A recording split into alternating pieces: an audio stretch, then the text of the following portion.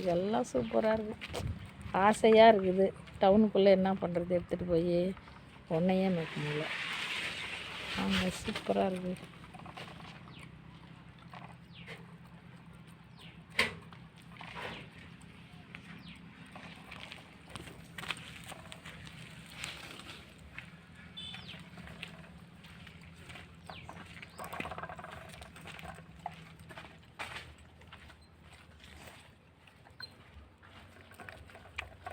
பசிங்களாட்டிருக்கு, அம்மா கிட்ட தேடுது.